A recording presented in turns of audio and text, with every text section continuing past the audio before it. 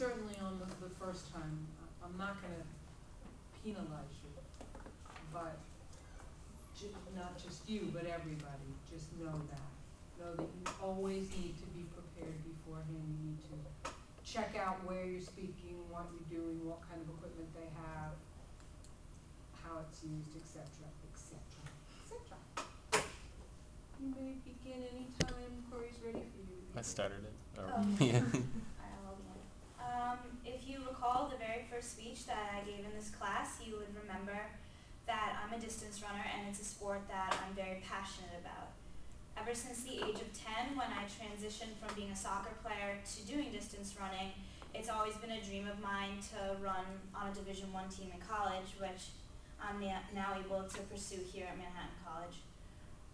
A lot of people underestimate the difficulty of distance running, and I often hear people say running isn't a sport, and to me and other distance runners, we take that as an insult because it's actually an extremely challenging sport and grueling because it requires so much out of not only the athlete's body but out of their mind. And a lot of people ask me, how do you run so long without stopping?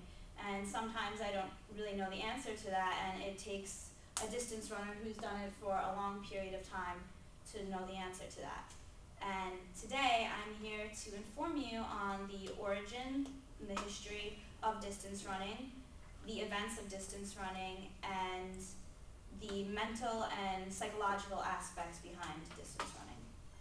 So the origin of distance running dates all the way back to 409 BC, when Phidippides ran from Marathon, it was a battlefield in Marathon, all the way to Athens to declare Greek victory over Persia in the Battle of Marathon. And the distance that he ran was 42 kilometers, which is equivalent to 26 miles. And it is said in the myth that he died after running this distance and arriving in Athens to declare victory. This story about Phidippides gave the first creators of the Olympic Games the inspiration to include an event called the Marathon, which is a 26-mile run. So the first Olympic Games held in Greece in 1896 had the marathon, and the finishers of the marathon would enter the stadium and they would do a lap on the track. Also, in more of a scientific terms with running, the origins of running are actually said to have made us human. But this is completely biased because it's for people who study evolution and are believers in that. According to Harvard University anthropologist that I found online, his name is Daniel Lieberman. He believes that the ability to run has actually shaped our anatomy, and that's the reason we look the way we do. He explained that our ape-like ancestors, because of the fact that they had to run long distances over the African savanna to hunt and such, gave us the build that we have today. And his partner, who is a professor of biology, I didn't find his first name, but I have his last name, it's Bramble. He said that running has substantially shaped human evolution. Running made us human, at least in an anatomical sense. We think running is one of the most transforming events in human history. We are arguing the emergence of humans is tied to the evolution of running. So I just found that very interesting that not all of us participate on a running team, but our past builds came from the ability to run. And I also find it very interesting that the roots of running go all the way back to ancient Greece, and the New York City Marathon is one of the most popularly watched events in the world, as well as participated in. There's a lot of people who participate in it.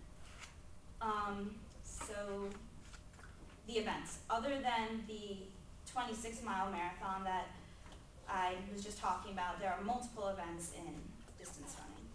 And it's basically, the sport of distance running is split into 3 seasons, and you have the fall season of cross country, the winter season of indoor track, and the spring season of outdoor track. And the fall season, a lot of people that I run into don't really know what cross country is, and it's a lot different from track because it's done on terrain. It's done through courses outdoors, usually through forests, on sand, on grass, and of course there's hills, which is one of the most intimidating parts of the sport. And in high school, male and females both run a 5K, which is equivalent to 3.1 miles.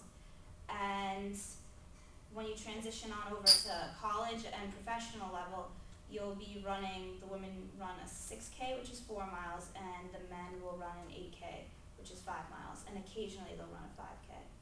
And another difference about it is it's very team-oriented, because the top 5 score, and the least amount of points, the better. And then there's indoor track and outdoor track. For the first Olympic Games, the only events other than the marathon introduced were the 800-meter run and the 1500. And the 800 is a half-mile run, so on an indoor track that's 4 laps, and on an outdoor track that's 2 laps. And there's also the 1500-meter, which is 100 meters less than 1 mile, and I used to run that. And then as time went by in the Olympic Games, more events came. So in around 1912, there was the 5,000 meter, the 10,000 meter, and the 3,000 meter steeplechase. 5,000 meters is a 5K on a track, 10,000 meters is double that. And the 3,000 meter steeplechase is what I was showing pictures of. Okay, we'll load them to come up. But the 3,000 meter steeplechase, that's a 7.5 lap race on a 400-meter track. And I used to do this as well in high school. And per each lap, you have 5 hurdles per lap, and they're kind of like horse hurdles, so you can push off of them. And the difficulty about it is that you're running a long distance, and then plus the fatigue, you have to jump over these hurdles. And then on one curve of the track, usually the further curve, there's one hurdle with a water pit, and usually land in it. If you're a really good athlete, Olympic athletes are able to not completely land in it. And the strategy is always to land on one foot. Only one foot should be getting wet during the whole race.